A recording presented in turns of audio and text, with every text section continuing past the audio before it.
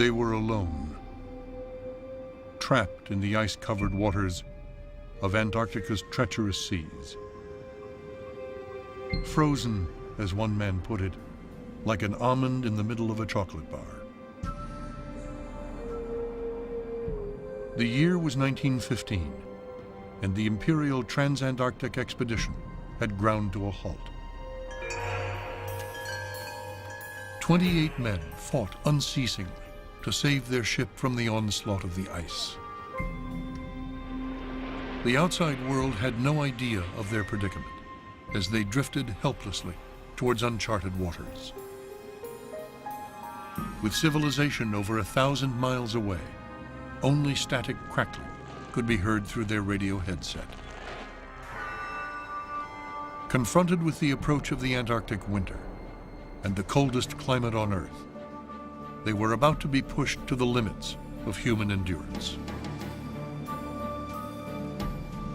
My father never, to any of us, his children, ever discussed the endurance expedition. Occasionally, an odd statement came out, but he was extraordinarily reticent. He never let us read his diaries when he was alive. They were locked up. In some ways, it was almost as if the situation never happened. That's probably because my father always felt that without having been there, without having experienced, without having suffered and endured, that it would be very difficult for anybody outside that to understand. My father didn't speak too much about the Antarctic. I often wonder, was it too hard? Did he want to forget it? But he did say they had a tough time. And the one thing he did show us now was his ears. They had suffered frostbite. They were like boards. One man above all bore responsibility for their survival, Sir Ernest Shackleton. A veteran of polar exploration, he knew that anyone trapped in this hostile region would be stalked by starvation, insanity, and death. For Shackleton, the stark reality of their plight was terrifyingly clear. With no chance of rescue, it was up to him to get his men out alive.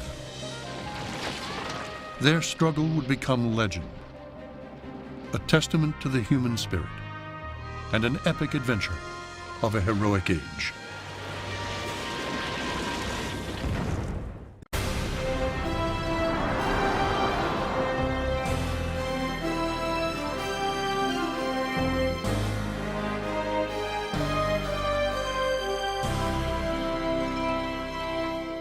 Corporate funding for NOVA is provided by Sprint and the Northwestern Mutual Foundation.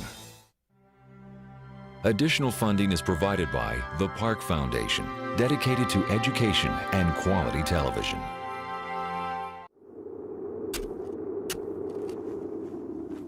Morgan Stanley is proud to support Shackleton's voyage of endurance.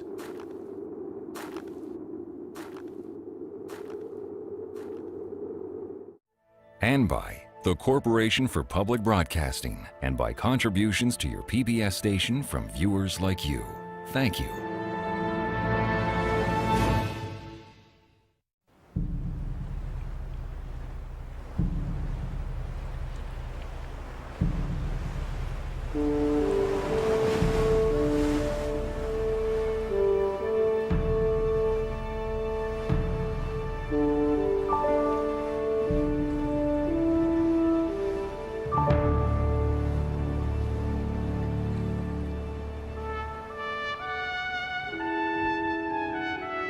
In 1913, an Anglo-Irish explorer named Sir Ernest Shackleton set an ambitious goal. After the conquest of the South Pole, there remained but one great object: the first crossing of the Antarctic continent from sea to sea. The distance will be roughly 1,800 miles. Half will be over unknown ground. Every step would advance geographic science. It will be the greatest polar journey ever attempted. Shackleton was an inordinately ambitious man. He was searching for greatness, for reputation.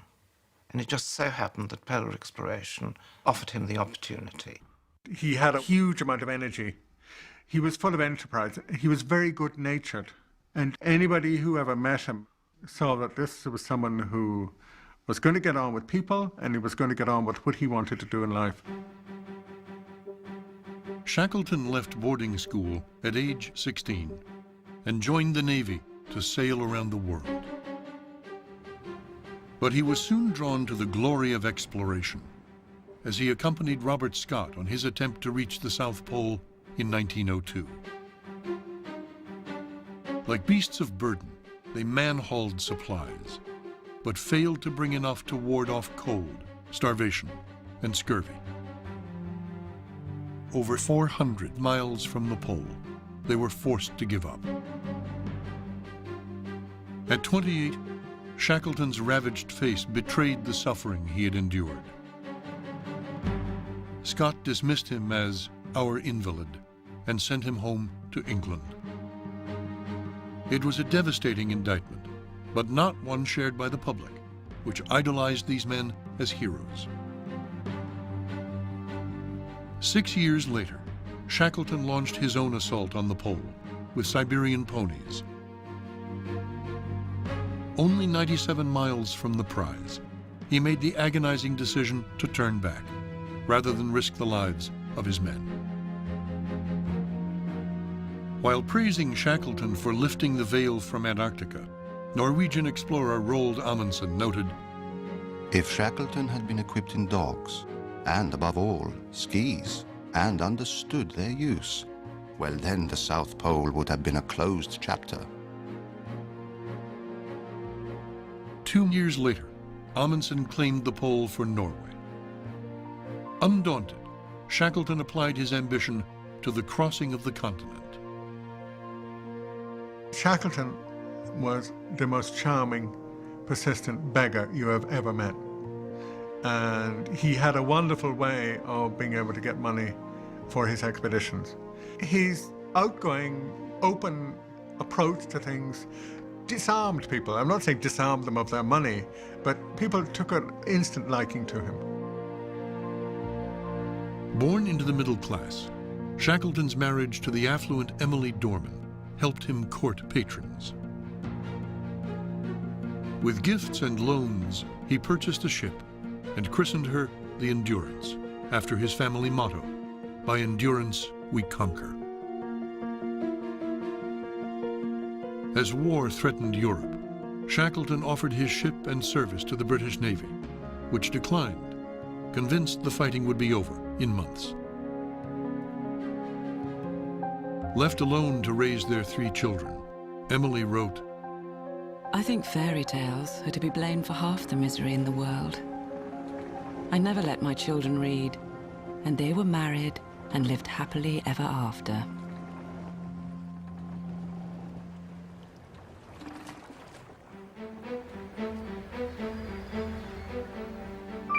On the eve of World War I, the Endurance departed for Antarctica.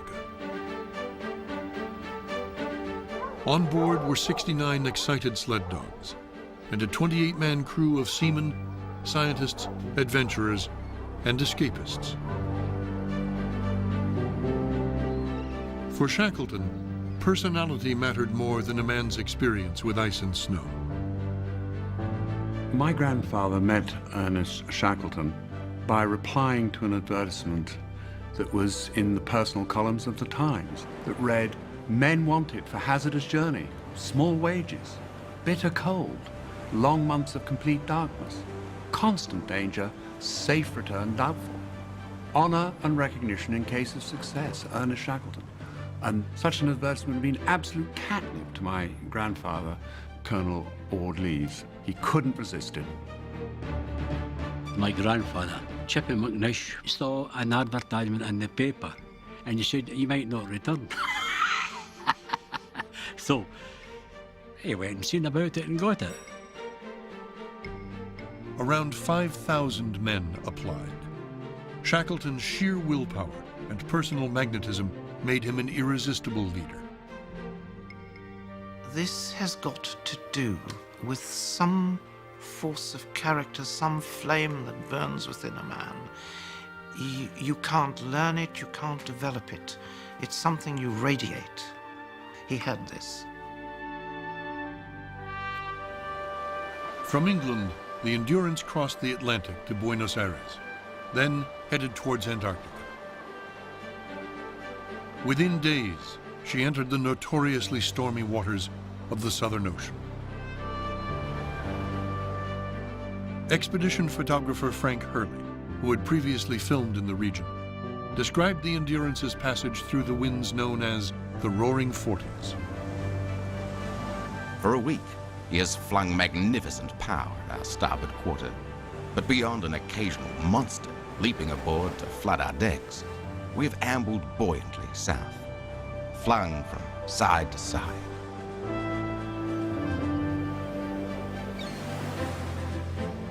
On November 5th, the towering ranges of South Georgia, a sub-Antarctic island, came into view.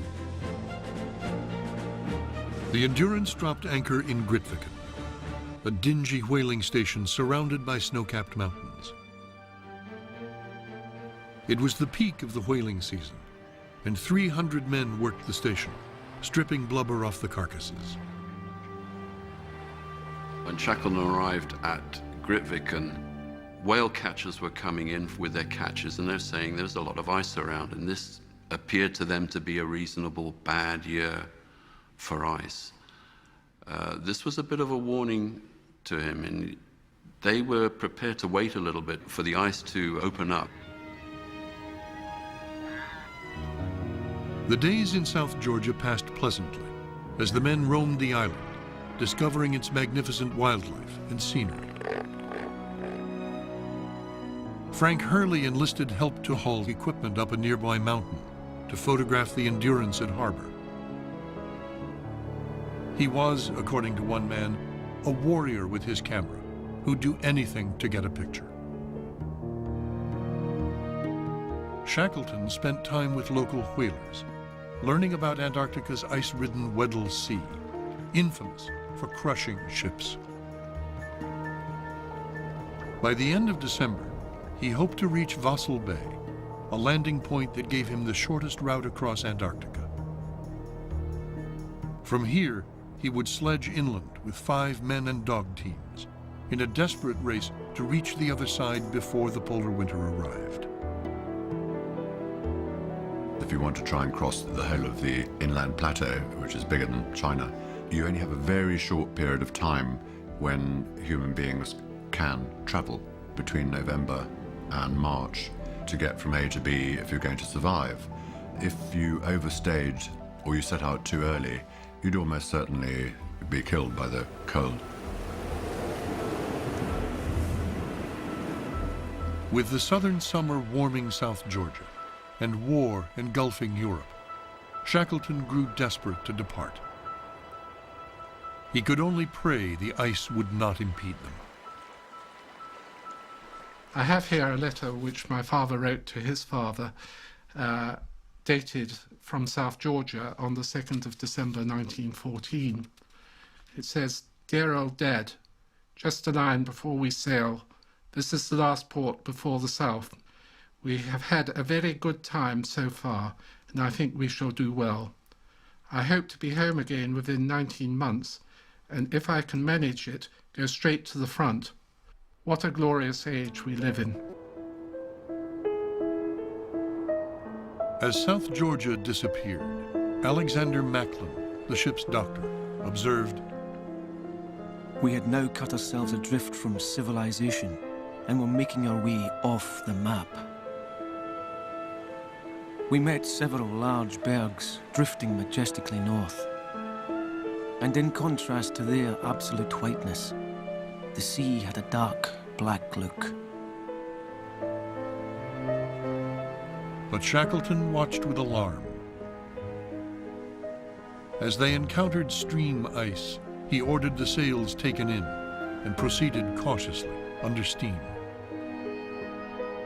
Checking the noon latitude, he was shocked to find ice so far north and knew it meant delays.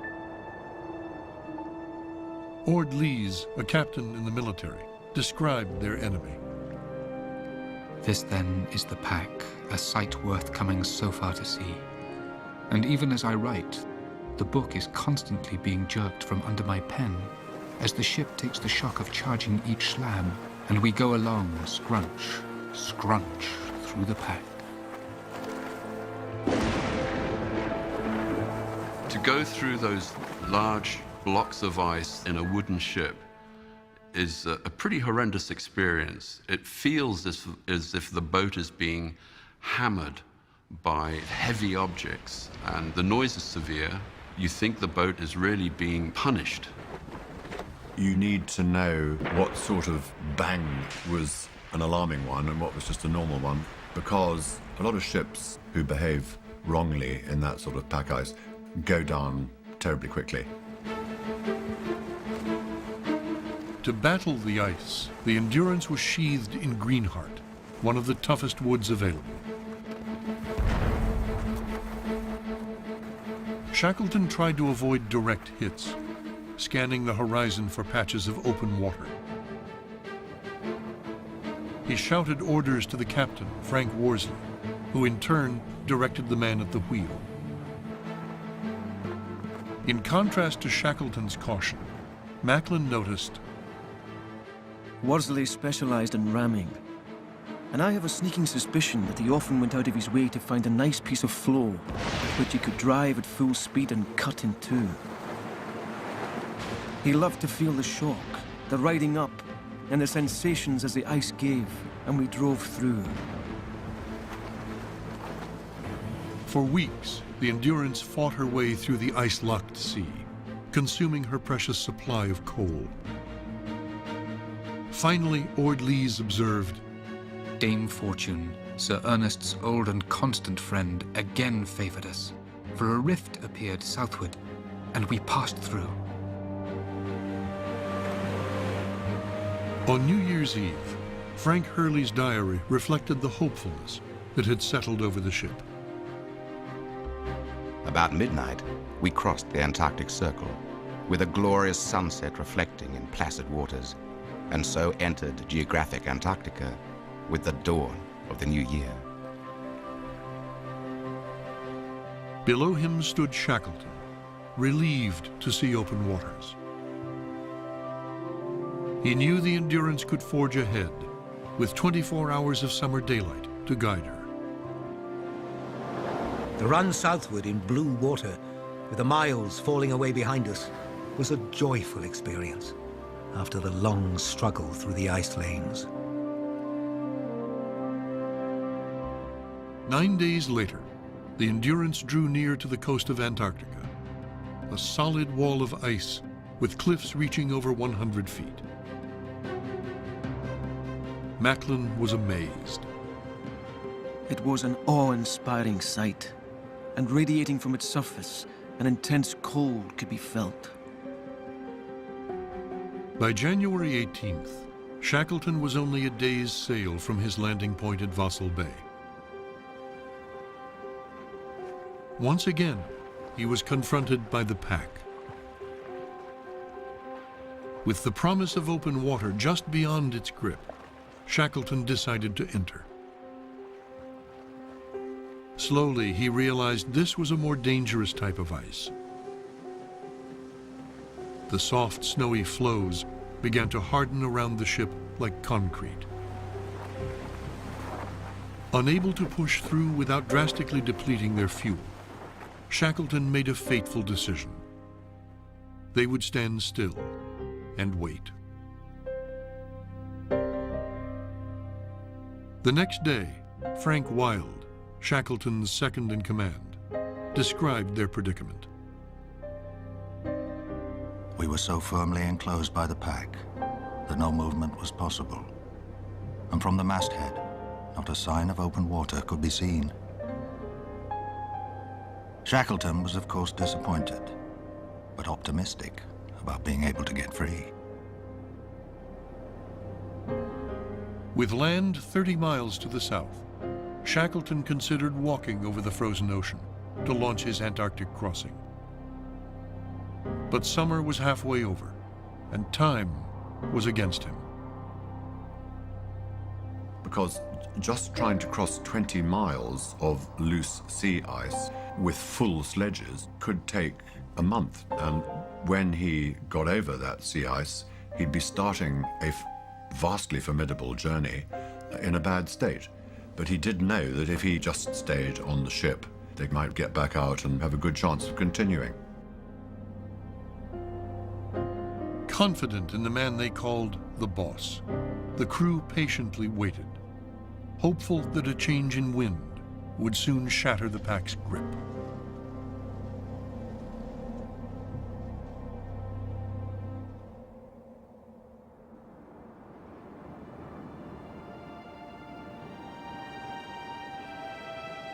Four newborn puppies provided the men with a welcomed distraction. Irish sailor Tom Crean nursed them like a father. According to Worsley, everything that was missing in the eatable line was stolen by Crean for the pups. From the diaries, it would appear that they were all made by Shackleton to get on with a daily routine, which obviously had the effect of keeping morale up. And I think Shackleton himself, with his Irish background and ability to communicate and join in, made everybody feel that they were one. It was a team and not a them and us situation. As the delay dragged on, the men hunted seals and penguins to supplement their provisions. With temperatures plummeting to minus 30 degrees, the meat froze immediately. Since the sailors had little to do, biologist Bobby Clark engaged them to pull up his wire dredge from the ocean floor, 3,000 feet below. Noticing Clark's excitement when he discovered something, the men tricked him by slipping strands of spaghetti into his container. Although Shackleton had no great interest in the work of the scientists, they had helped him to raise money by making his expedition respectable. Despite differences in rank and background, he insisted that everyone share equally in the burden of ship's chores. Although Shackleton had gathered a number of specialists around him, many of these specialists were required to undertake tasks that were wholly out with their previous experience. He was my father, a newly qualified surgeon, signed on in order for his medical skills, suddenly finding himself assigned to being a dog team leader. With no experienced dog trainer on board, Shackleton chose the men crossing the continent with him to learn how to drive the teams. Frank Wilde and his beloved husky Soldier would train one group. Hurley got Shakespeare, the Holy Hound, who he praised as a magnificent animal that, as a companion, was better than some humans. As the men struggled with the traces, yelled confusing commands, Shackleton looked on, perhaps wondering if they could possibly survive the transantarctic crossing with its treacherous crevasses and weather.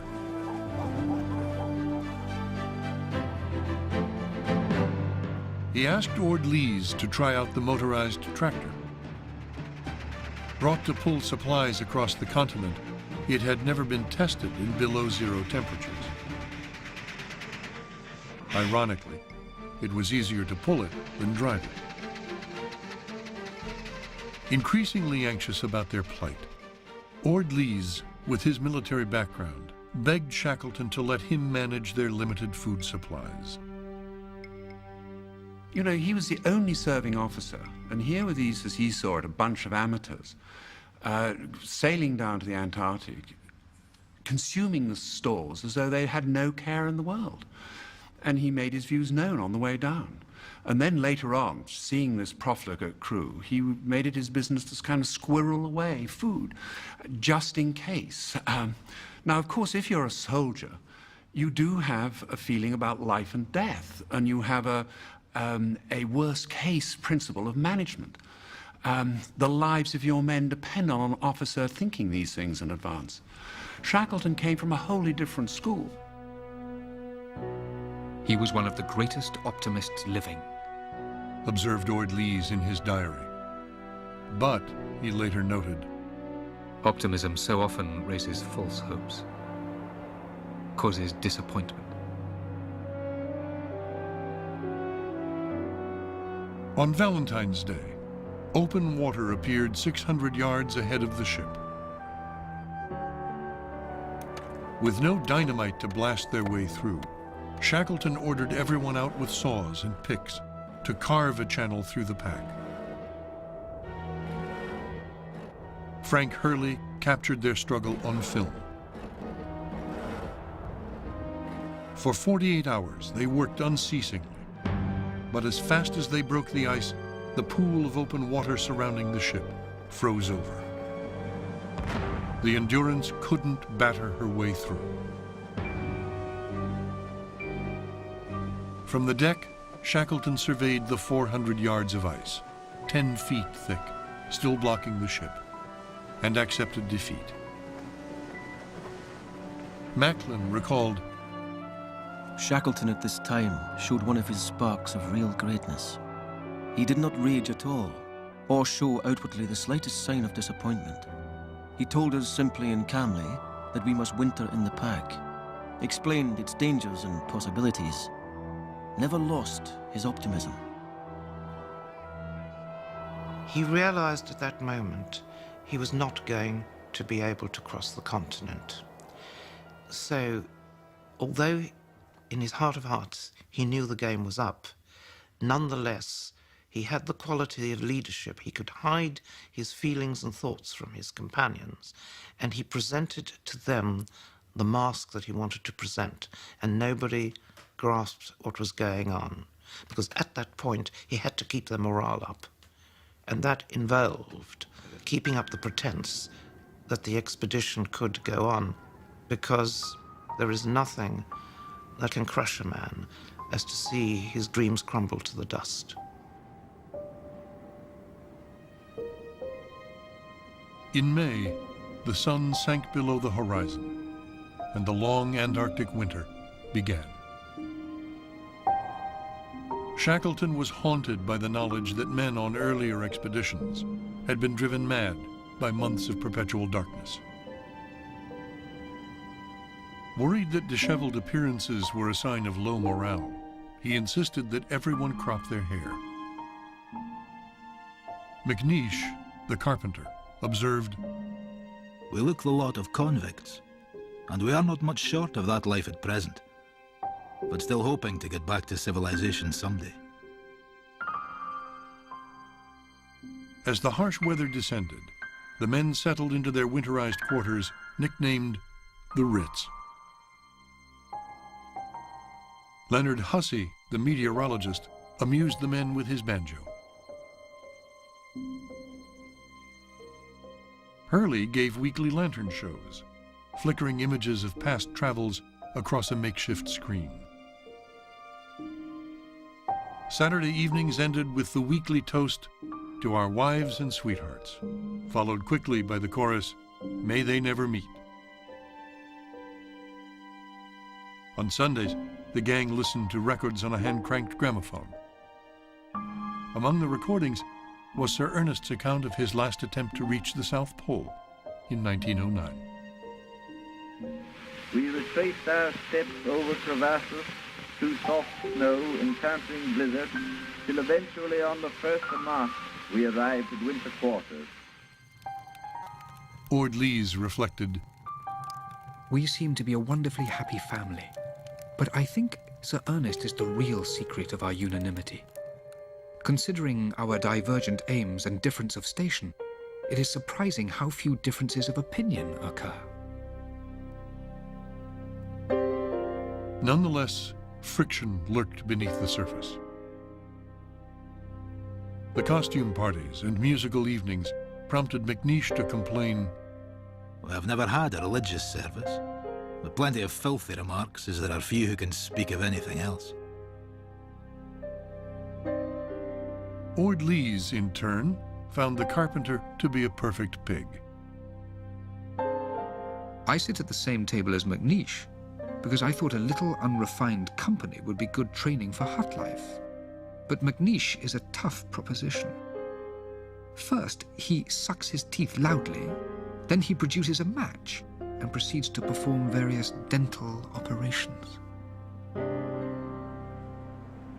The tension of the polar nights was sometimes broken by fantastic displays of the southern lights, reminding Shackleton of the natural forces surrounding them.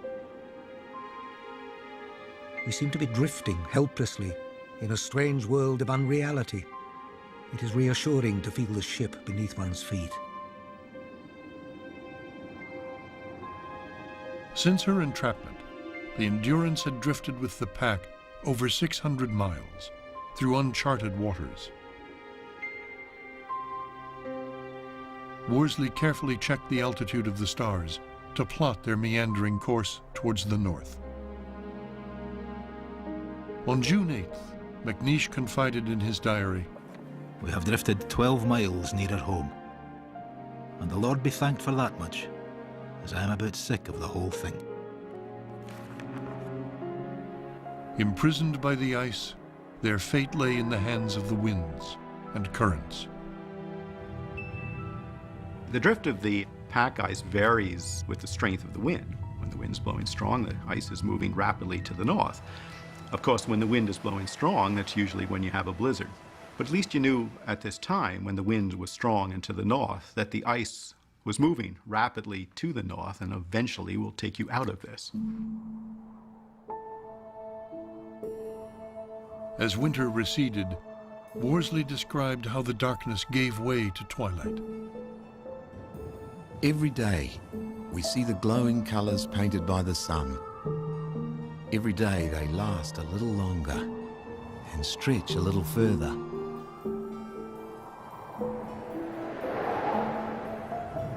Ironically, as spring's thaw approached, blizzards became more frequent. One of the worst hit in mid-July, with winds blowing over 70 miles per hour. Its force carved grooves and channels into the pack, scouring ice off the surface and enveloping the ship like a sandstorm. As the wind howled in the rigging, Shackleton warned Worsley, "The ship can't live in this, skipper. It is only a matter of time. What the ice gets, the ice keeps." When the blizzard subsided, the surrounding pack appeared to Worsley disturbed by the tossing of a mighty giant below. Huge blocks of ice were piled up in wild and threatening confusion. The breakup of the pack had finally begun, as winds and currents created conflicting forces of pressure, shaking the frozen sea to life. When two ice floes meet together under pressure, the leading edges bust, and then with continued pressure get forced up in between the two flows, up to even 30 feet high. These big walls or pressure ridges act like an enormous sail on a yacht, and the wind can shift these million tons of floes, cracking the pack.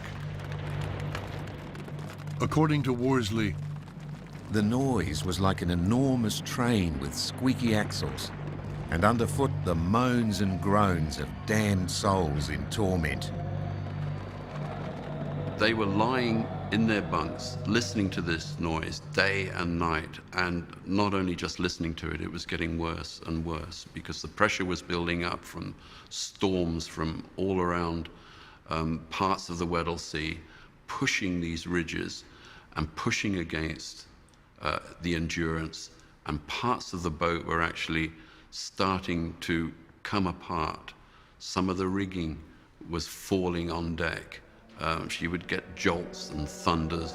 I would imagine these men were really beginning to fear for their lives. the crew struggled daily to prevent the pressure of the ice from damaging the Endurance. Then, in October, the Antarctic spring, the floe beneath her bow broke in two. Shackleton examined the crack, hopeful the ice might release them. Over the next few hours, water surrounded the hull. Since there wasn't enough time to start the engines, the men hoisted the sails. But the Endurance was held fast. The next day, the lead of open water froze over. Many ships are designed to survive the pressures of the pack ice. These ships have a round bottom. As the pressure grows, the ship is lifted up out of the ice. The Endurance was not such a ship. While it did have some ice strength and capabilities, the pressure that the ice would exert on the hull would crush it rather than move it up out of the ice. From the deck, the crew watched apprehensively as enormous blocks of ice churned over each day and ground through the floes.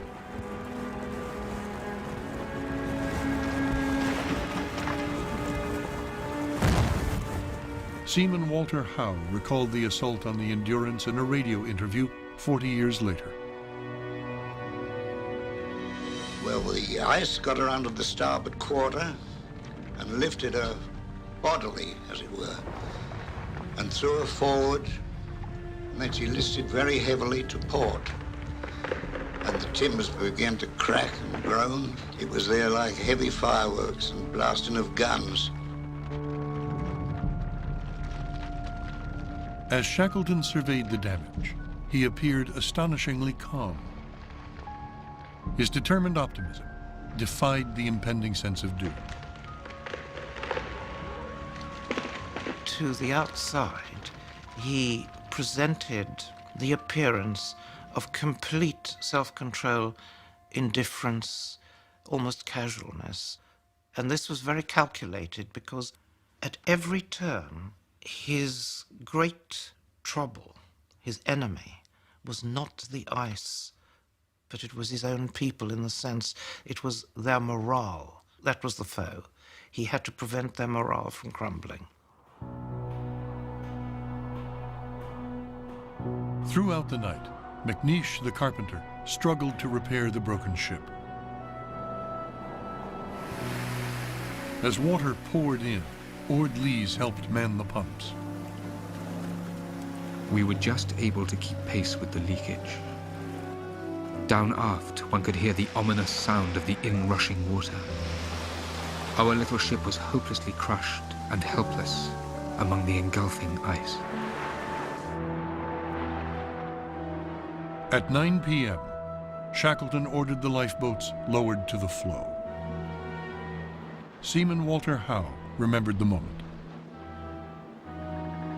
He sent Frank Wilde along forward to our quarters, who explained to us that it was a case of get out and to pack our bags with all necessary equipment we required and to be prepared for any emergency. The dawn of October 27th was, according to Shackleton, a fateful day. Though we have been compelled to abandon the ship, which is crushed beyond all hope, we are alive and have stores and equipment for the task that lies before us. I pray God I can manage to get the whole party to civilization. As men and dogs struggled onto the ice, Ord Lees expressed their shock. For the first time, we realized that we were face to face with one of the gravest disasters that can befall a polar expedition. For the first time, it came home to us that we were wrecked. You've got to remember that a sailor is a sailor, and that's his ship, his home. And once he's off that ship, he's had a loss. So once the ship had gone, my grandfather, I know, felt not at ease on the ice. Macklin wrote, "It must have been a moment of bitter disappointment to Shackleton. But as always with him, What had happened had happened. Without emotion, melodrama, or excitement, he said. Ship and stores have gone, so now we'll go home. Extricating yourself from defeat is a strain that has broken many a man. It did not break Shackleton. He simply adapted to the new situation. And he realized if the one goal had disappeared, we'll have another one. And so, if I can't cross the continent, I'm going to bring all my men back alive. Because you mustn't forget that polar exploration was littered with dead bodies. And so he felt, what I will do is I will bring all my men back alive. It was his version of the old saying of snatching victory from the jaws of defeat. Not anticipating disaster, Shackleton had brought only 5 small tents that would now have to shelter 28 men. To make matters worse, there were only 18 sleeping bags made with reindeer fur. Shackleton had the men draw lots to see who would have to make do with woolen blanket bags. But he rigged it so that he and a couple of the other leaders didn't get the best bags, that members of the crew, seamen, got the best bags. That was a very big decision, because it might have been a life and death decision for Shackleton and his other officers. Shackleton then assigned the men to their tents, choosing the most difficult individuals to be with him. Enmities can be sometimes extremely destructive to the harmony of an expedition, and so can alliances. So he moved people around and noticed how people were getting on with each other or not getting on with each other. But it's all based on knowing his men. It's no good knowing theoretically how to handle people if you don't really notice what people are like. And he was extremely observant. At dawn, Shackleton called the men to discuss his plan. They would march toward either Snow Hill or Paulet Island, where he knew supplies had been left by shipwrecked mariners. From there, he would lead a small party down the peninsula to seek help from whalers known to hunt in Wilhelmina Bay. Because the boats on sledges weighed over a ton apiece, they were too heavy for the dogs to pull and would have to be man-hauled. Each individual could take only a handful of personal belongings. The puppies would have to be shot. There simply was no extra food to spare.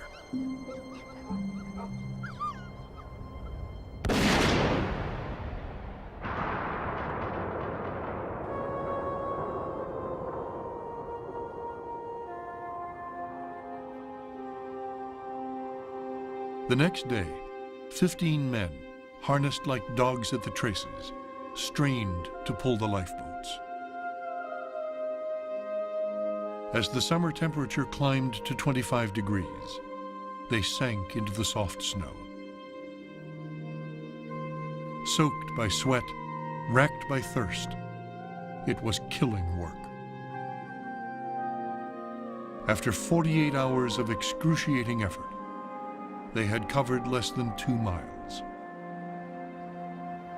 Unable to advance across the frozen ocean, they would have to wait and pray that the drift of the pack would carry them closer to land. They were well aware that it could get worse, but at first the immediate thoughts were survival, and that is to get some shelter, to get some food down them, and stabilize themselves. So it's only as time went on that they realized their full predicament, and that was a very depressing time for them all.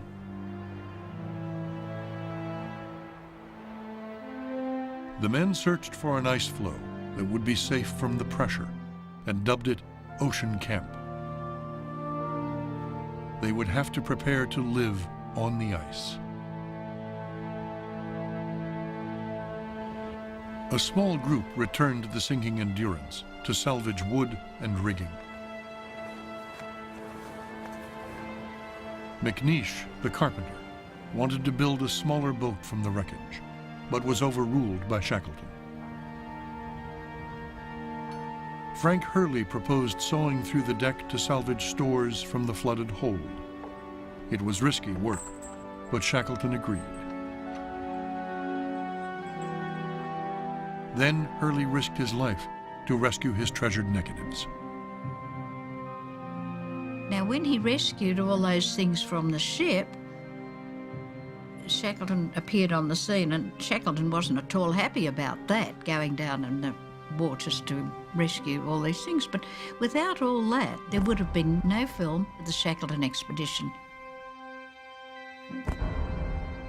Since most of Hurley's negatives were glass plates, they were too heavy to bring on the lifeboats. Shackleton helped him select 150 of the best. But despite Hurley's dismay, 400 would be left behind. Shackleton did not like anybody going against him, and a whole lot of those plates had to be smashed, and Shackleton stood by Dad while he smashed them, because I'm done sure Shackleton would have known that Dad would have sneaked them aboard somehow. On November 21st, 1915, the Endurance finally sank beneath the ice. Her valiant struggle immortalized in Hurley's images. Shackleton simply entered in his diary. At 5 p.m., she went down. The stern was the last to go under the water. I cannot write about it.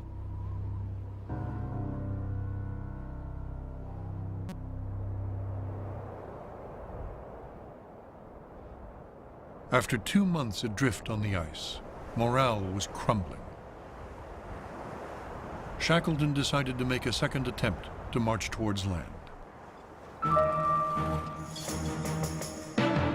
Macklin described the desperate conditions. The surface would not stand the driver's weight, and running beside the sledge was terribly hard work. But the dog drivers went ahead, carrying picks and shovels, and making the road so that the boats could be brought steadily forward. When they were pulling the boats and the sledges, well, Chippy was ill. He was ravaged with piles, and the man was in agony. The whole lot of them were in agony. To McNeish, the carpenter, the inhumane march seemed an extraordinary expenditure of effort for little gain. Demoralized and exhausted, he was losing faith that Shackleton knew how to save them. Suddenly, he refused to obey orders or march any farther. And he pleaded that since they had lost the ship, the Endurance, no longer did ship's articles and discipline apply on the ice. Shackleton rightly said that the discipline went on regardless of whether the Endurance was lost or not. Chippy was a man who didn't like being told what to do. And if Chippy didn't like it, Chippy would tell you. This is the kind of man he was. I mean, authority meant nothing to him. And Shackleton had to quash this immediately because there was a hidden danger here, that the carpenter was voicing the opinions of 2 or 3 other members of the crew, and more for all we know. And no leader, particularly on the edge of survival, can tolerate the least threat to his authority. Confronted with the possible disintegration of the entire group, Shackleton gave a persuasive performance. He insisted he was not only the leader of the expedition, but its lawful master. Wages would be paid regardless of circumstance. Disobedience swiftly punished. They would only survive as a team. Reluctantly, McNeish backed down. In his diary, my grandfather referred to it obliquely, saying, "I shall never forgive the carpenter in this time of storm and stress." You see, he demanded total loyalty from his men, and he offered total loyalty in return. It was a reciprocal, very close, important relationship. That's why any discord, any disobedience, he took personally. On December 29th, Frank Wilde summed up their ordeal.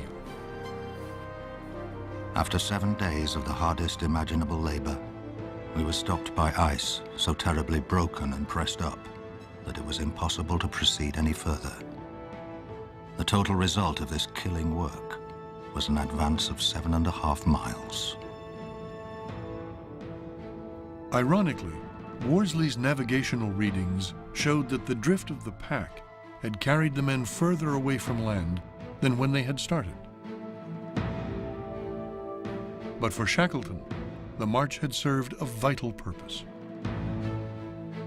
By proving that it was futile, he showed his men beyond a shadow of a doubt that he had tried everything he possibly could, and therefore there could be no reproaches afterwards. And this was vital not only to ensure obedience to orders, but it was vital to keep up morale.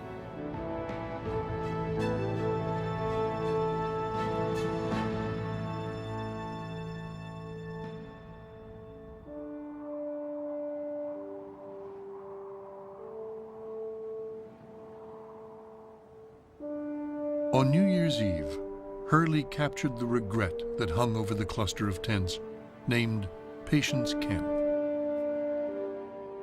Our present position, one cannot altogether regard as sweet.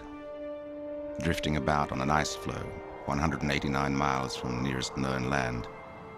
Still, to apply our old sledging motto, it might be much worse. Hurley, who had been appointed to the official post of fire kindler, made one New Year's resolution for 1916. One match, one meal. Food became the men's only comfort. For some, it was an obsession. Only 10 weeks' supply of flour was left, along with 3 months of sledging rations.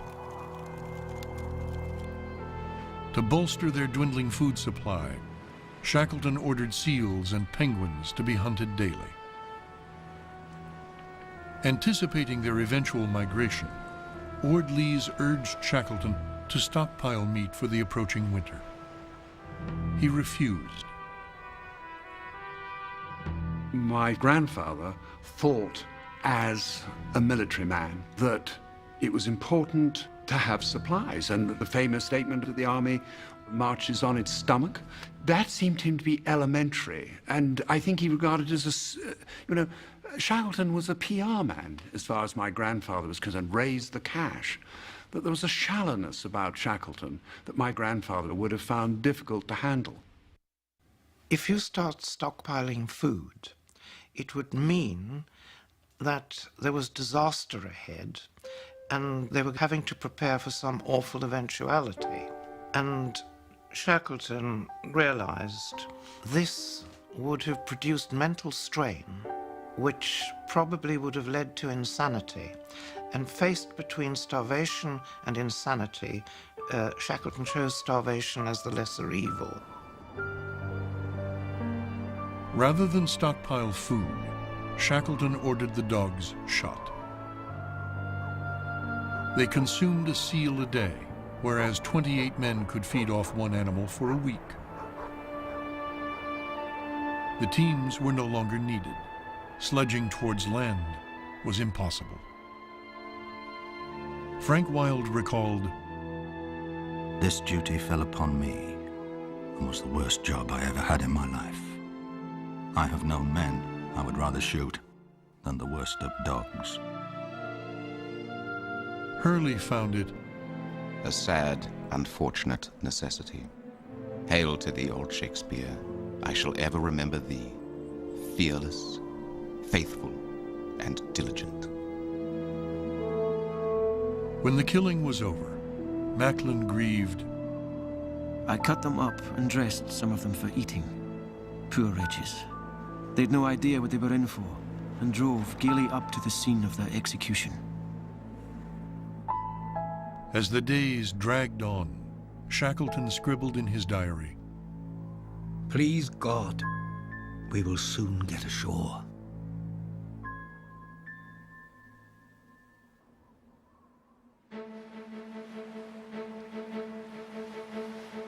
For 3 months, Patience Camp drifted north with the pack, beyond the reach of the Antarctic Peninsula. As they approached the edge of the Weddell Sea, Shackleton knew their flow would soon break apart and plotted their escape. Powerful winds and currents would drive their lifeboats northward, where their last chance of landfall was Clarence or Elephant Island. But if they missed this refuge of rock and ice, they faced being swept into the treacherous Southern Ocean, where survival was almost impossible. As waves rolled in from the north, the ice moved up and down, breaking the floes apart. Shackleton kept a 24-hour watch, ready to launch the boats when the pack opened up. And it becomes a very dangerous situation because the ice is breaking up. It's moving apart and together very rapidly with the waves as they penetrate the ice. And exactly when to put the boats in the water. If you put them in too early into a lead, and then the ice just closes right up and crushes the boats, then you'd be in big trouble. If you stayed too long on the ice floe, you might not have enough time to prepare the boats to put into the water. So the timing was very important. On April 9th, after 14 months of imprisonment by the ice, the chance to save themselves had finally arrived.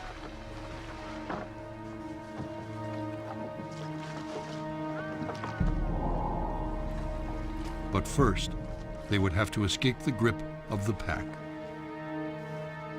Seaman William Bakewell remembered, "Our first day in the water was one of the coldest and most dangerous of the expedition.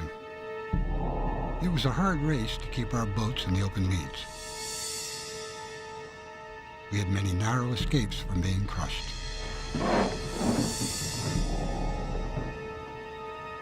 Nothing in their experience had prepared the men for the ordeal to come.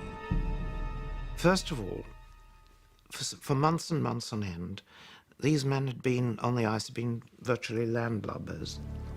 And most of them were certainly not small boat people, and there they were expected to maneuver open boats. As if that were not enough, they were asked to cope with the most difficult, the most dangerous conditions on the surface of the earth, on the surface of the sea. The first 2 nights, Shackleton scanned the heaving ice for a stable floe where he could rest his demoralized crew. Their desperate searching was etched indelibly in artist George Marston's memory.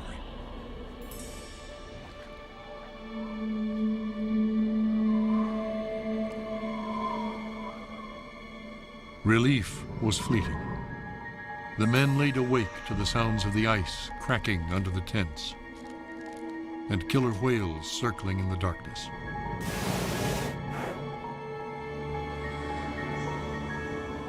Thereafter, they stayed in the boats, as Frank Hurley recalled. Several tried to snatch sleep, but most preferred rowing to lessen the pangs of shivering. Everyone was wet and achingly cold.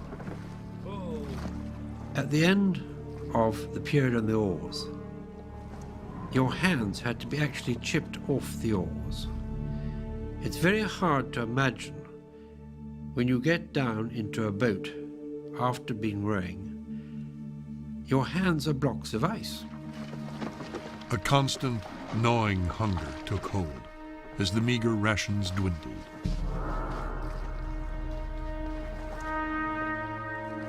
There was no food.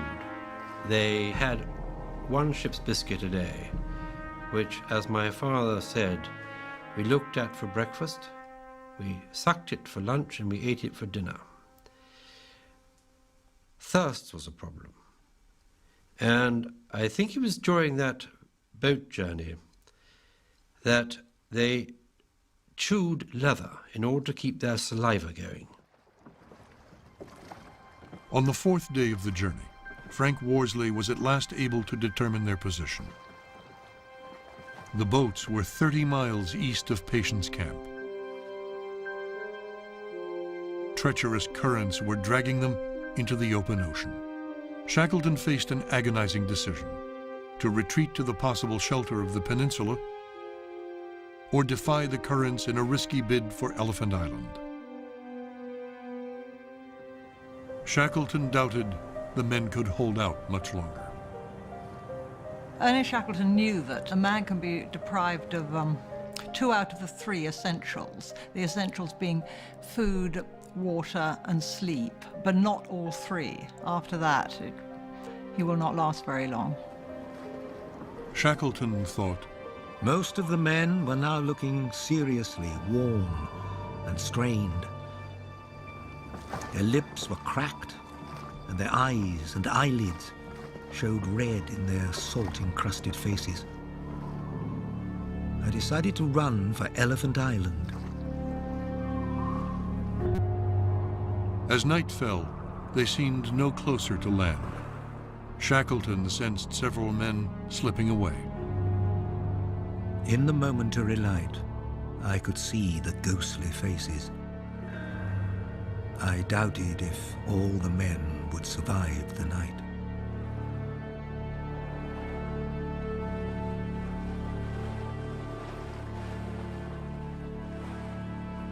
At dawn, Frank Wild saw that the men were alive, but their will to fight the seas was foundering. At least half the party were insane. Fortunately not violent, simply helpless and hopeless. In the endless vista of sea and ice, Shackleton strained for a glimpse of land, when suddenly, in the distance,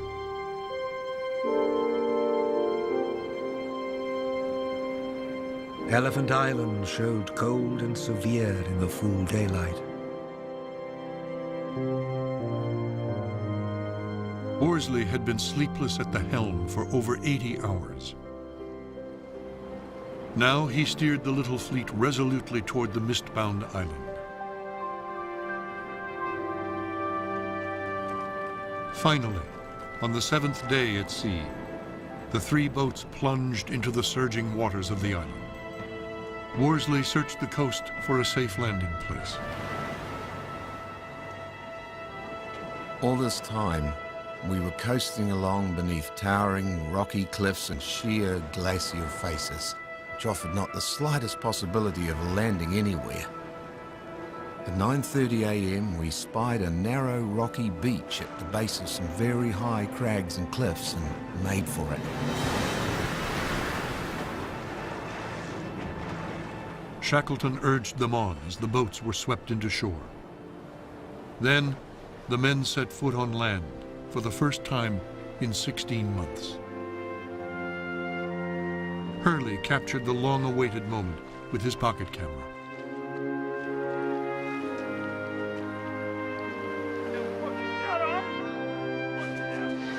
Worsley described their elation as they hauled the boats onto the beach. Some of our men were almost light-headed as well as light-hearted. When they landed, they reeled about, laughing uproariously. Their joy spiraled out of control as scientist James Wordy watched helplessly. Some fellows, moreover, were half crazy. One got an axe. My father, in his diary, describes an extraordinary scene of killing seals, slaughter for slaughter's sake.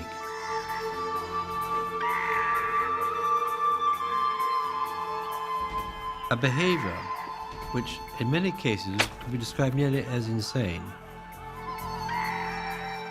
Shackleton let them do this. He didn't stop immediately, and then obviously he managed to restore a discipline and order into the situation. That once more shows his power of keeping people together. Gratefully, the ravenous men ate their first hot meal in 5 days. Then, Shackleton let them sleep. I decided not to share with the men the knowledge of the uncertainties of our situation until they had enjoyed rest, untroubled by the thought that at any minute they might be called to face peril again.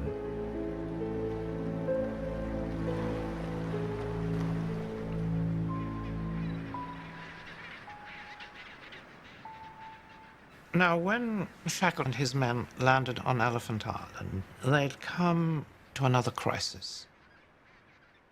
Shackleton had saved his men in the sense he'd got them all alive out of the ice and onto terra firma. But now how to get back to civilization? There was no chance of any search being made for us on Elephant Island. Privation and exposure had left their mark on the party, and the health and mental condition of several men were causing me serious anxiety. A boat journey in search of relief was necessary. That conclusion was forced upon me.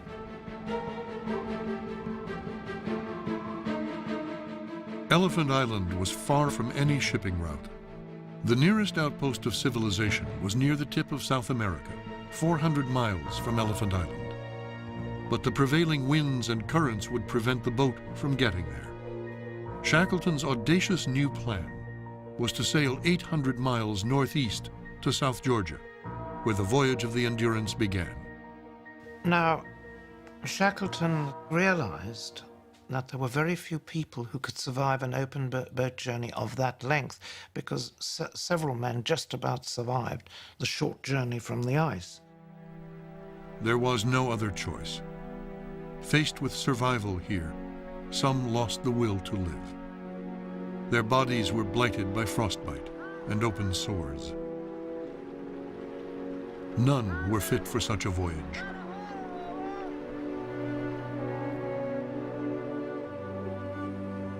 All hands knew that the perils of the proposed journey were extreme.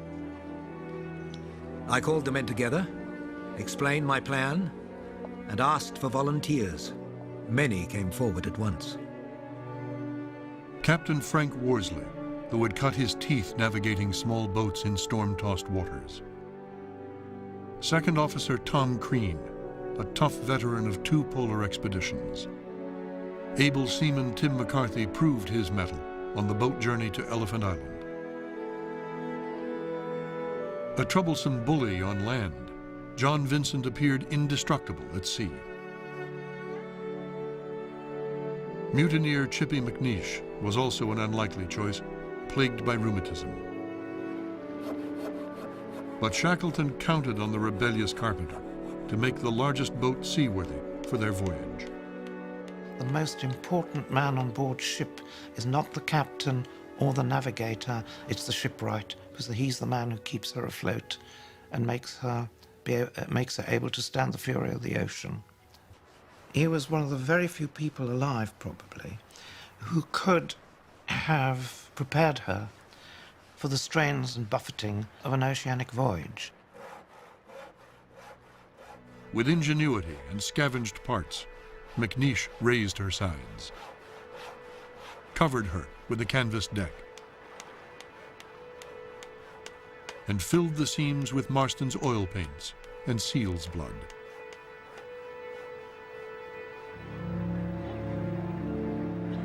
On April 23rd, Shackleton gave orders to ready the Caird for launch, leaving Frank Wild in charge. The 20-foot boat had never looked big. She appeared to have shrunk in some mysterious way. I had a last word with Wild. I told him I trusted the party to him and said goodbye. The men who were staying behind made a pathetic little group on the beach. But they waved to us and gave 3 hearty cheers. Then we pushed off for the last time, and within a few minutes, I was aboard the James Caird. So they left Elephant Island, probably all of them with about as much hope as nothing to get to South Georgia. They couldn't have thought they had much chance on doing it, but what else could they do? They had to do it. They had to go, they had to try. Shackleton left behind a farewell letter. In the event of my not surviving the boat journey, you can convey my love to my people and say, I tried my best. The crew raised sail, hoping that fair weather and brisk winds would carry the Caird to South Georgia. It was the navigational equivalent of finding a needle in a haystack. Worsley manned the first watch with Shackleton. We held her north by the stars. While I steered, Shackleton's arm thrown over my shoulder, we discussed plans and yarned in low tones. But weather in these latitudes is notoriously unstable. The days following brought the freezing gales that Shackleton had dreaded. The sub-Antarctic Ocean lived up to its evil winter reputation. 3 seasick men braved the sleet and snow, while the others crawled below into the flooded hold to rest. Worsley confessed, more than once, when I woke suddenly, I had a ghastly fear that I was buried alive. The gale carried the Caird onward, but Shackleton couldn't be sure where. Although Shackleton was the leader, the man upon whom the technical feasibility of the voyage depended was Worsley, because Worsley was the navigator, and if you're sailing 800 miles over the open sea, it's navigation that gets you somewhere. As Worsley estimated, the gales propelled the Caird as much as 50 miles each day. But unless he could determine their latitude and longitude with the aid of a sextant, they could be sailing hundreds of miles off course. It's cold, and he's going to really try to bring the sun down to the horizon. Navigating the same Antarctic seas, Tim and Pauline Carr know well the challenges Worsley faced. The shrouded sun made it virtually impossible to take an accurate reading. Captain Frankie Worsley's got his sextant, and he's trying to do his dead reckoning, take his sights. His eyes must have been on the sun the whole time, waiting for that little ball to come out, pierce through the dank clouds, through the overcast. He's just hoping like mad there's not going to be a lurch and he's going to get thrown overboard. The violent pitching of the boat could have thrown off his measurement and course by miles. And he's bringing this sun down to the horizon, waiting till he gets to the top of a swell, and then shouts "Mark" down to Shackleton. The sights were just the first step in a complex calculation using trigonometry and nautical tables. And then he's got to go down, work out this sight with water and spray all over the place. How can a man do it? I just don't know. He must have been a magician. On the 6th day, the sun emerged, and Worsley's sights revealed the Caird had sailed 238 miles. They were now in the heart of the Southern Ocean. Shackleton knew that no one had ever survived an open boat journey in these waters. We were a tiny speck in the vast vista of the sea. The forces arrayed against us would be almost overwhelming. The frail lifeboat was never meant to weather such a voyage.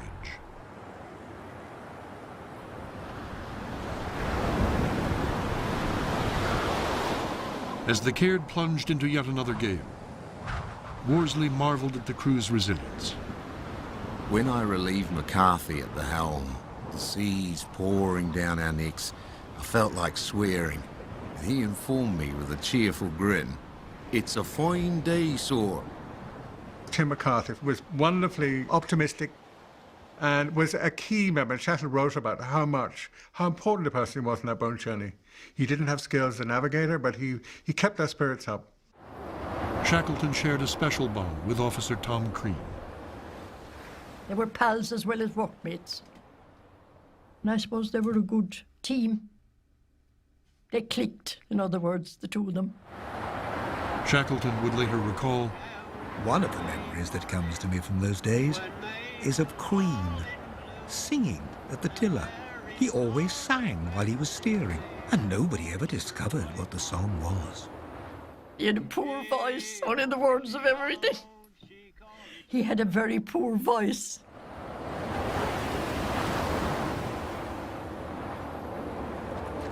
As their drenched clothing froze on their bodies, some of the men faltered. Strapping John Vincent lay petrified in the hold. Chippy McNeish was tormented by his aching legs, but he stubbornly tended to the boat. There were waves coming at them 30 feet. Times it was swamped and it rode through them. Then the next minute it was covered in ice and it was getting too heavy with the ice on it. She was starting to sink. But to crawl along and break the ice off it to keep her afloat.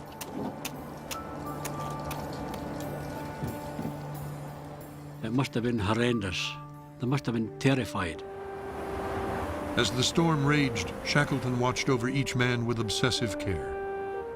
What kept them from cracking on this journey was again Shackleton's sheer willpower, his leadership, this flame that burns within him. He understood that when men are at the limits of survival, they have to be nursed.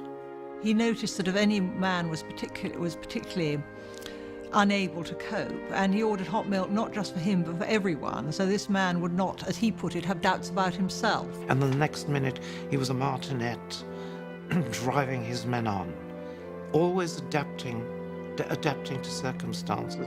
And during the agonizing boat journey, Worsley wrote in his diary, however bad things were, he somehow inspired us with the feeling that he could make things better.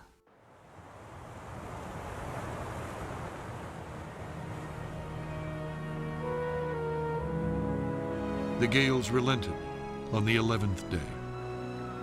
Worsley called it a day's grace. He watched an albatross soar overhead, the fabled good omen of mariners. His poetic motion fascinated us. The ease with which he swept the miles aside filled us with envy.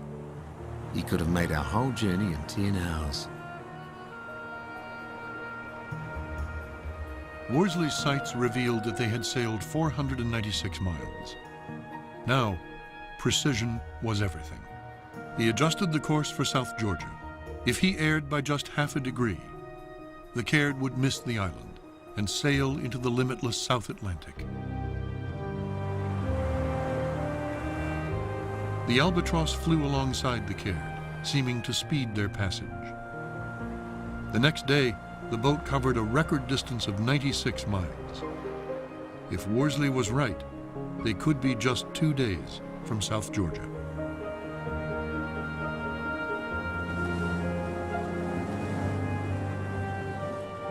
But it seemed like an eternity. The sun and salt-tainted water stirred a raging thirst. Worsley was unable to take sights in the overcast. Once again, the Caird plied an uncertain course. Then, on the 15th day, seaweed floated on the swells, a sure sign of land.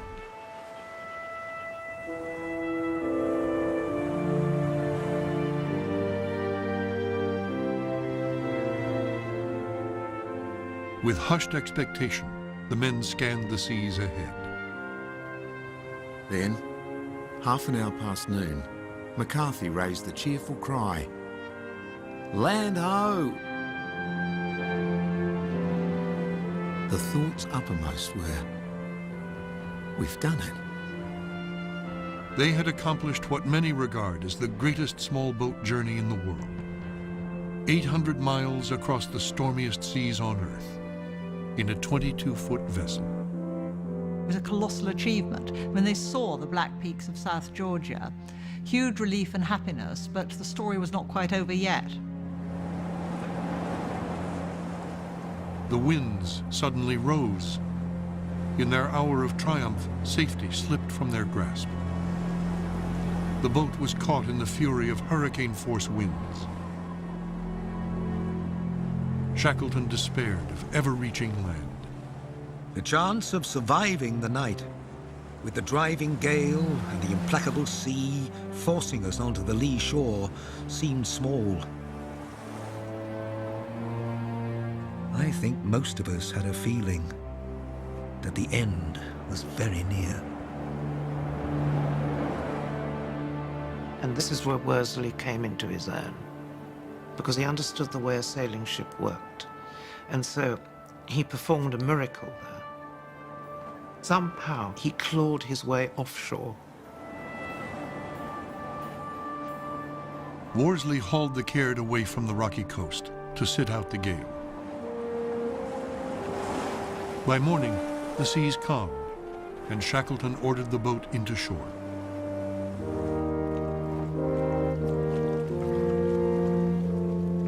I stood in the bows, directing the steering, as we ran through the kelp and made the passage of the reef. In a minute or two, we were inside, and the James Caird ran in on a swell and touched the beach.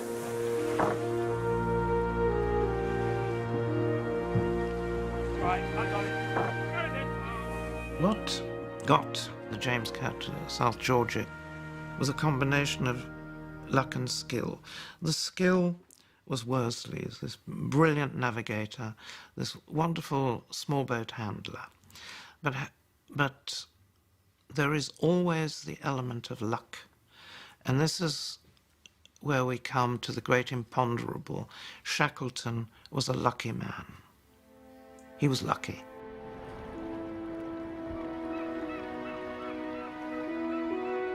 After 17 days at sea, the 6 men stumbled ashore to their long-sought haven.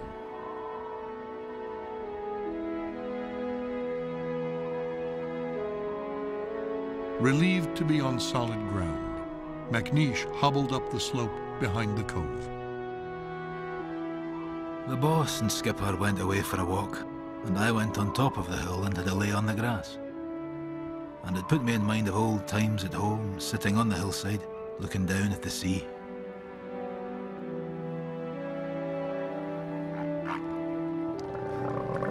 But they would not rest for long.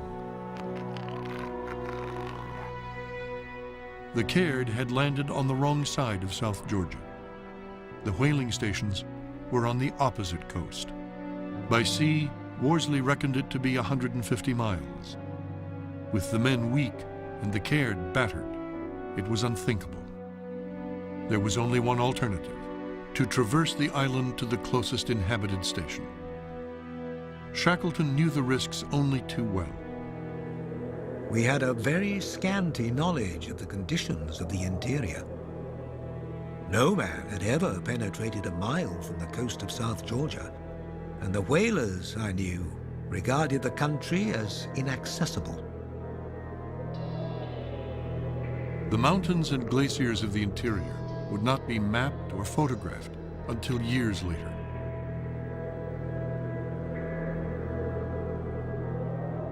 Shackleton prepared to depart, writing instructions for MacNeish. Sir, I'm about to try to reach the east coast of this island for relief of our party. I'm leaving you in charge of Vincent, McCarthy, and yourself. You will remain here until relief arrives in the event of my non-return. Yours faithfully, E.H. Shackleton.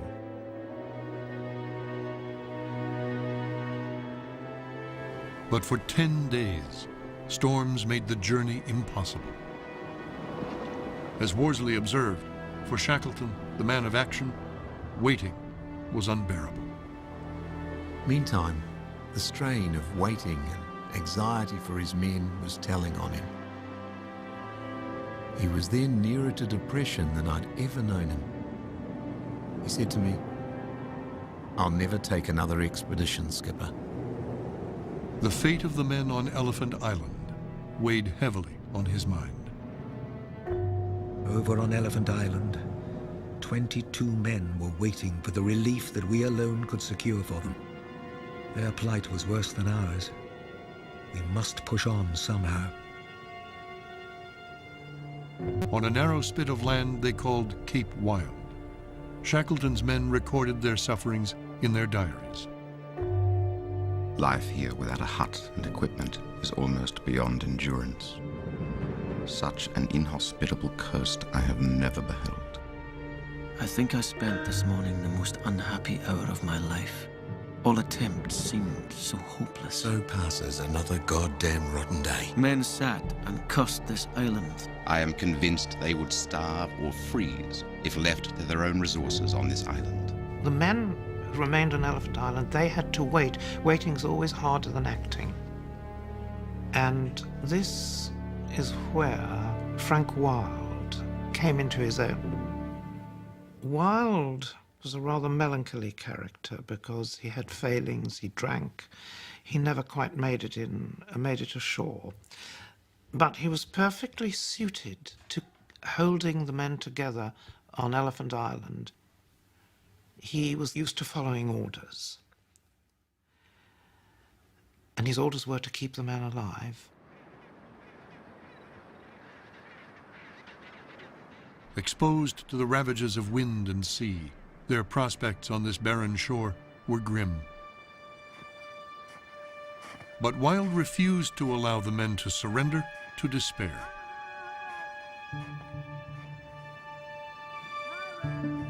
Some of the party had become despondent and were in a what's the use sort of mood and had to be driven to work.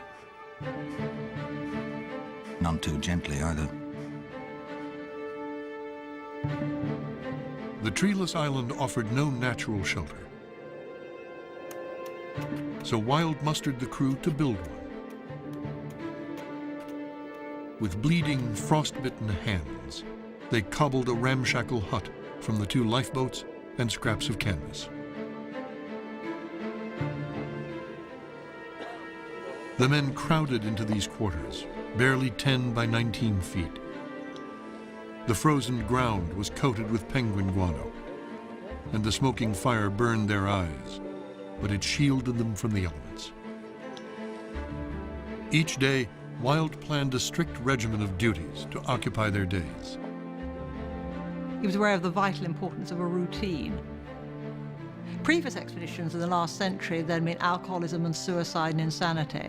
They were all kept together pretty well, and that's leadership. Wilde roused all hands at 9:30 daily for chores and hunting. Penguins supplied food and fuel for the stove. At day's end, they were busy still, writing in their diaries, reading aloud, and singing with hussy on banjo. He did keep them alive, and the reason he kept them alive because he kept them sane. And he was probably the one man, aside from Shackleton, who could have achieved that. Most of all, Wilde kept hope alive through the days of waiting. The men showed their gratitude in an ode to their leader. Me name is Frankie Wilde, oh, me hut's on Elephant Isle. The walls without a single brick, and the roofs without a tile. But nevertheless, I must confess, by many a mile, it's the most palatial dwelling place you'll find on Elephant Isle. It's the most palatial dwelling place you'll find on Elephant Isle.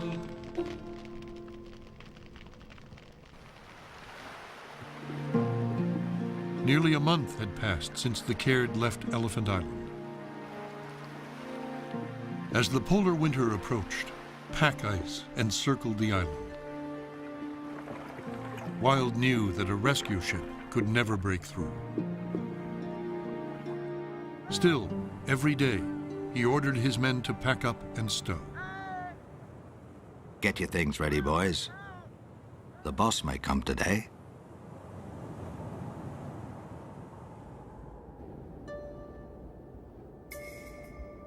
but rescue was still remote. Shackleton's trek across the no-man's land of South Georgia was just beginning. With screws in their boot soles for traction, Shackleton, Worsley, and Crean prepared to travel light for speed, with only 3 days' food, leaving the tent and sleeping bags behind.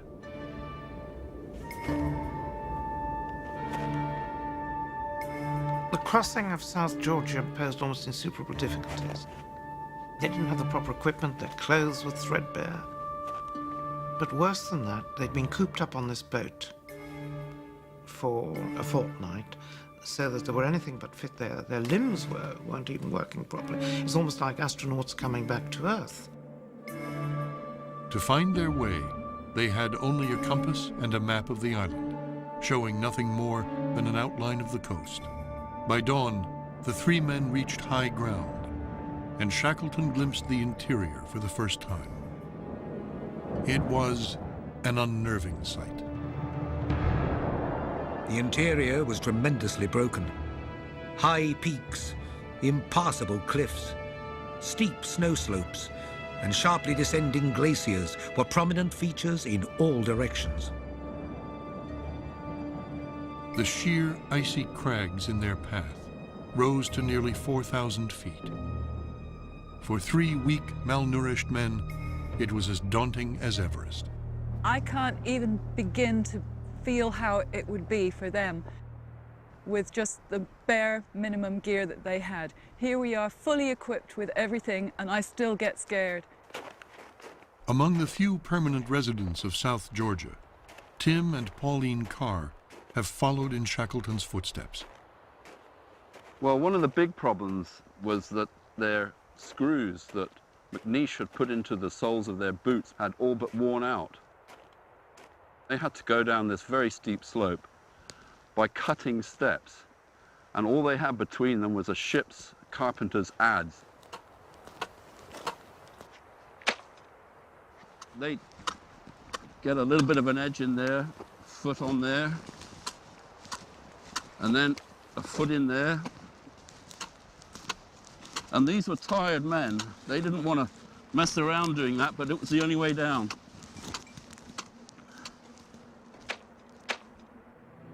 After climbing for 15 grueling hours, Shackleton and his companions left the mountains behind. But a new danger lay ahead. The landscape was a maze of crevasses.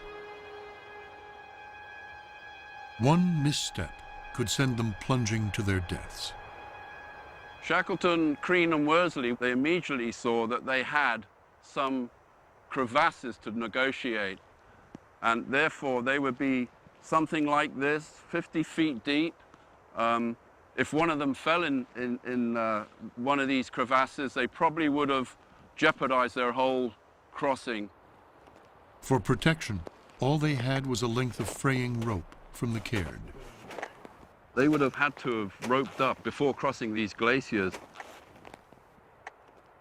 They would have had their natural fiber alpine rope and took an end of it like this, got it around their waist, and being nautical as well, they probably would have done a bowline fairly close in to the waist like that.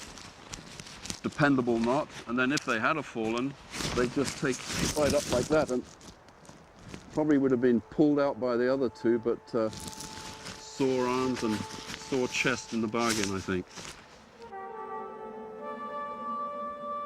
They struggled over a seemingly endless span of glaciers. Their frozen clothing brushing stiff against their raw skin.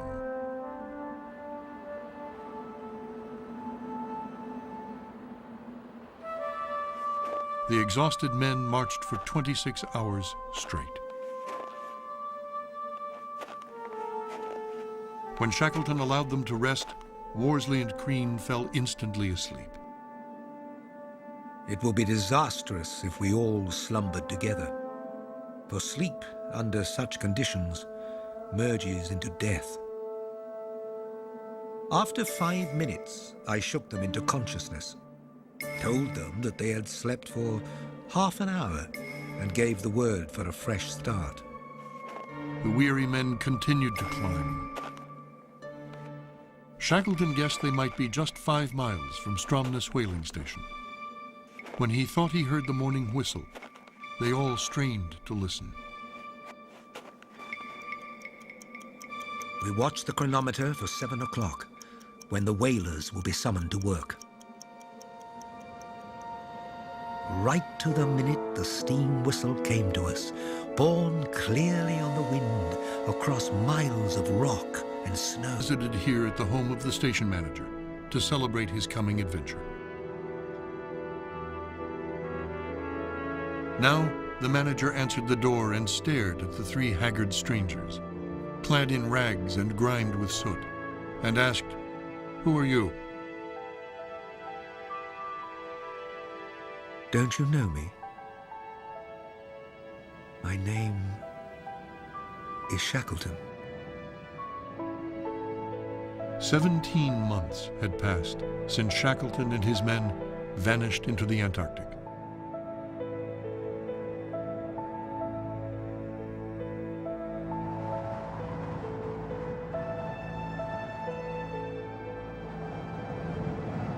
Within hours, a blizzard swept over South Georgia.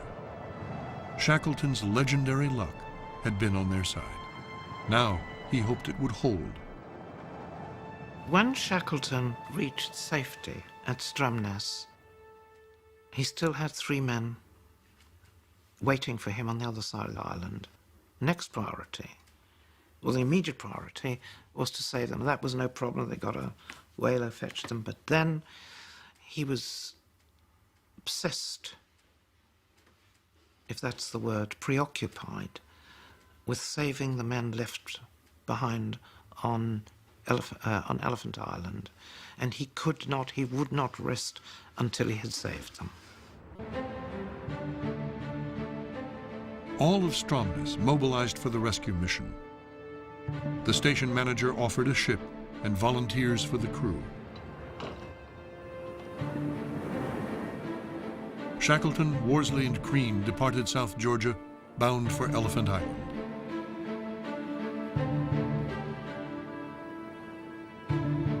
But within days, they encountered pack ice. The Caird had navigated these waters just a month before. Now they were impassable to a steel steamship. Defeated by his old nemesis, Shackleton reluctantly turned back to port. The British Navy offered a ship, but Shackleton insisted on mounting his own rescue mission. He borrowed a fishing vessel and planned a new attempt. Worsley observed, "His anxiety for his men was so great that he couldn't rest. In those terrible months, I saw deep lines appear on his face. People thought that Shackleton was mad to enter the winter ice with such a weak vessel. Locked in battle with the floes, the ship stopped short just 20 miles from Elephant Island. Again, Shackleton's hopes of a swift rescue were dashed.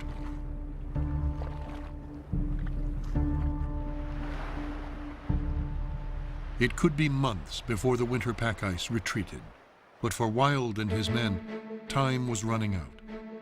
Young Perce Blackborough was gravely ill. His frostbitten toes had blackened and swelled.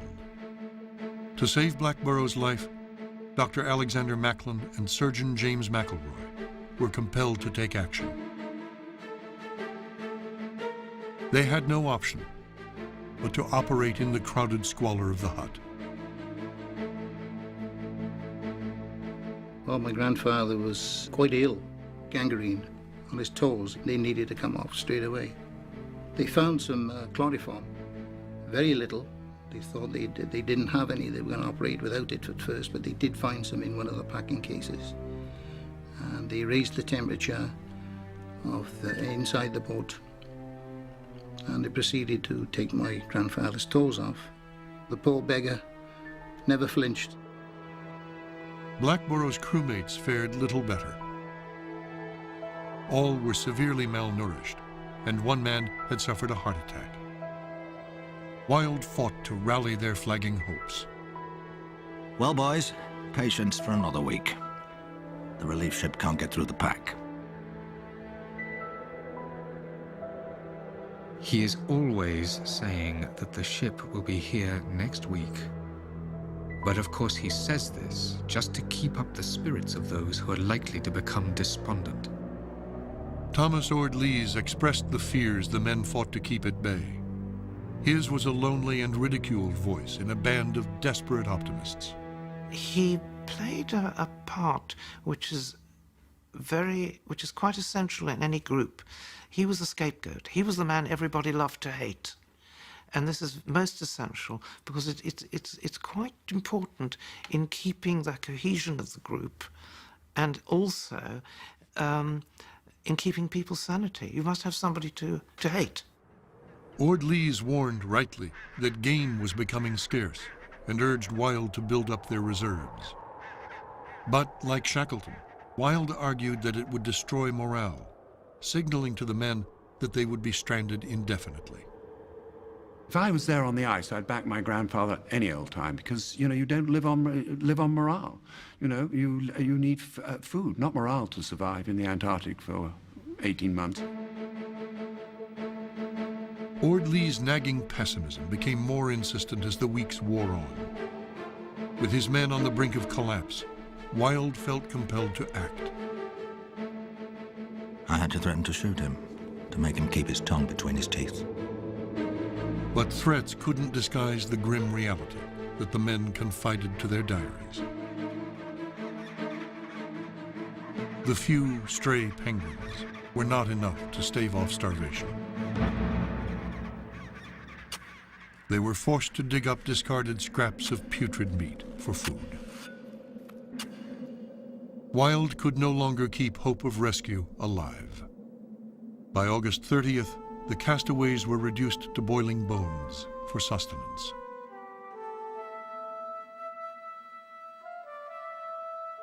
Frank Hurley and artist George Marston waded to the shore.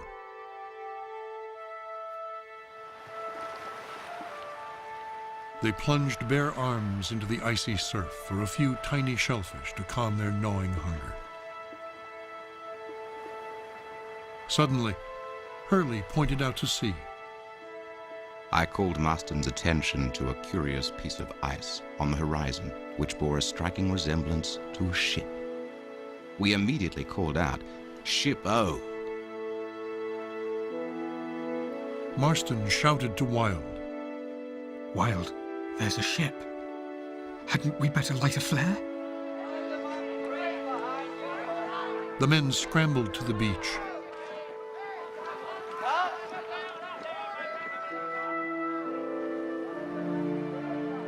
Worsley at his side, Shackleton rowed toward the island. We saw tiny black figures hurry to the beach and wave signals to us. As I came nearer, I called out, "Are you all well?" And Wilde answered, "We are all well, boss."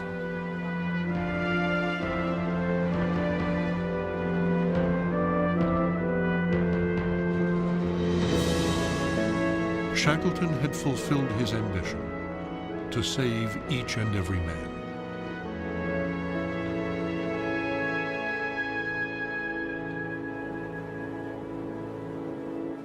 They were headed for home, at last.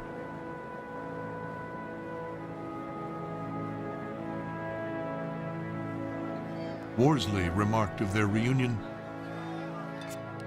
"We got them aboard at 1 p.m. and at 1 a.m. there was not a drop of liquor left. The poor fellows deserved a good time."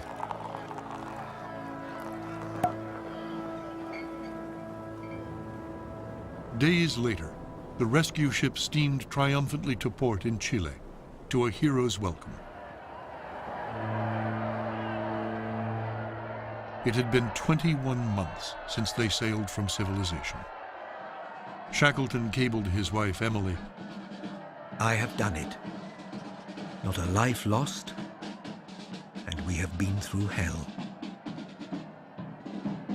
Soon I will be home, and then I will rest. Give my love and kisses to the children.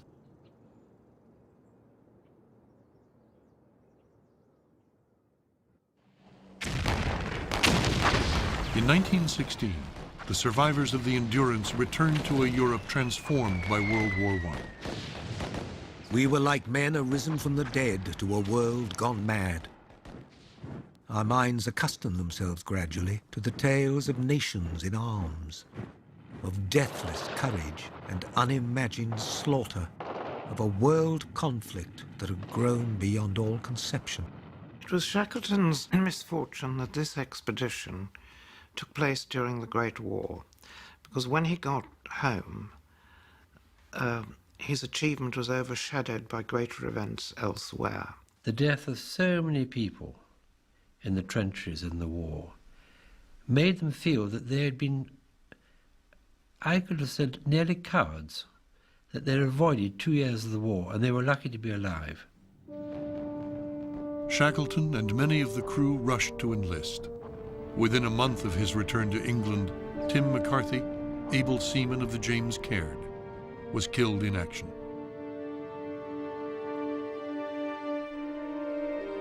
Shackleton campaigned for royal recognition of his officers and crew, but their heroism seemed to pale in the public mind beside the tragic sacrifices of war. Finally, in 1918, the men of the Endurance were awarded the Polar Medal for exemplary service. Sailors Holness, Stevenson, and Vincent failed to receive the prize, likely for disobeying orders. The honor was also withheld from Chippy McNeish. In my opinion, they would never have got back home if it hadn't been for Chippy McNeish. What he done with the James Caird. He built the James Caird up. Chippy McNeish brought them home, and I don't care what anybody says. Chippy McNeish brought them home. When all is said and done, he was the man who saved them all by making the boat journey possible, yet he was the man who mutinied on the ice. For that, Shackleton never forgave him. Because in Shackleton's book, one single act of disloyalty outweighed anything else a man might do in a lifetime. For most of Shackleton's men, the bond of loyalty endured. When he threw off the humdrum of everyday life for a new expedition in 1921, 8 veterans of the Endurance answered the boss's call.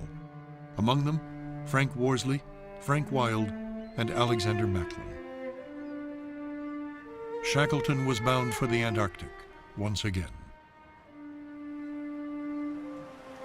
The Quest steered a southerly course with her crew of restless spirits.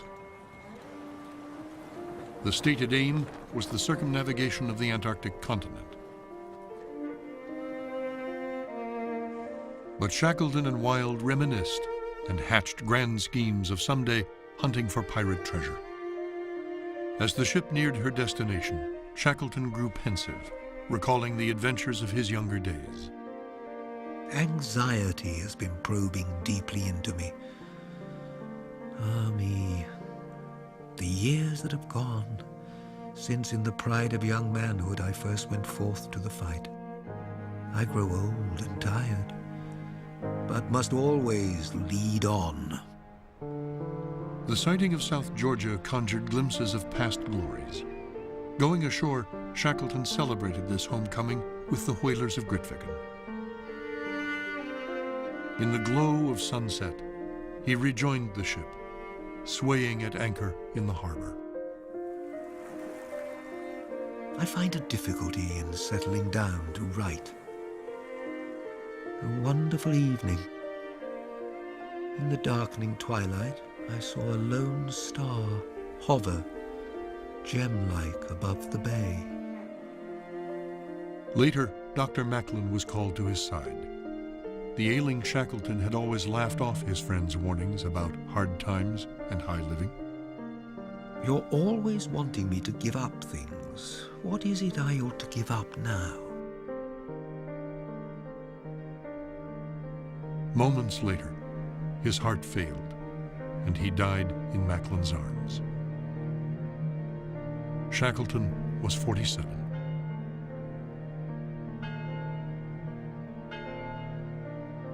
At his wife's request, he was laid to rest in South Georgia, in the Grytviken Whalers Cemetery. Grandfather was, I think, happiest in the Antarctic. He wrote once to my grandmother, "I'm not much good at anything else but being an explorer." It was right that my grandfather was buried in South Georgia, scene of his greatest achievements in plucking triumph from disaster. And at the gateway of the part of the world that meant most to him, the Antarctic. I cannot think of a better place. His sorrowing men built a memorial overlooking the bay, where the Endurance set out on her fateful voyage. Worsley was lost in memories. It seemed to me that among his achievements, great as they were, his one failure was the most glorious.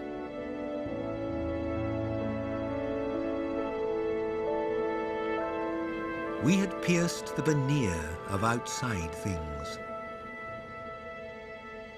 We had suffered, starved, and triumphed. Grovelled down, yet grasped at glory.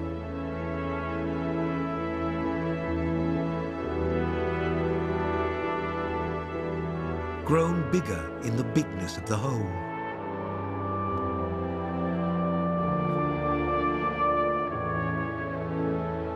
We had seen God in his splendors, heard the text that nature renders. We had reached the naked soul of man.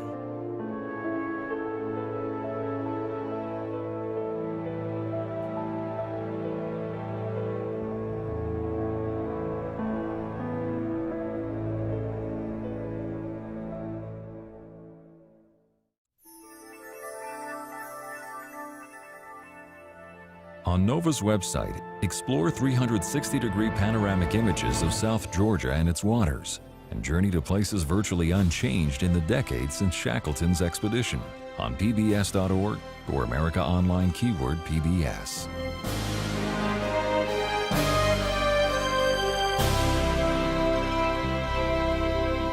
Educators can order this or any other NOVA program for $19.95 plus shipping and handling.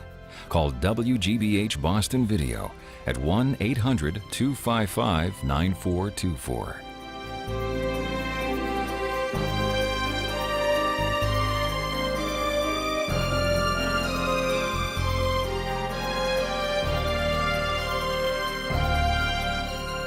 Coming in April on NOVA, Anatomy of a Disaster. What really caused the Twin Towers to collapse? What does this tell us about the safety of all tall buildings?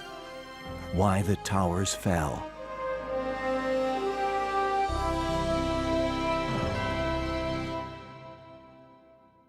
NOVA is a production of WGBH Boston. Corporate funding for NOVA is provided by Sprint and the Northwestern Mutual Foundation. Additional funding is provided by the Park Foundation, dedicated to education and quality television.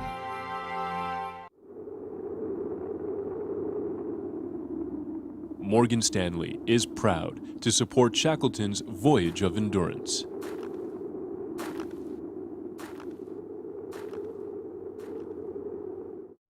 And by the Corporation for Public Broadcasting, and by contributions to your PBS station from viewers like you. Thank you.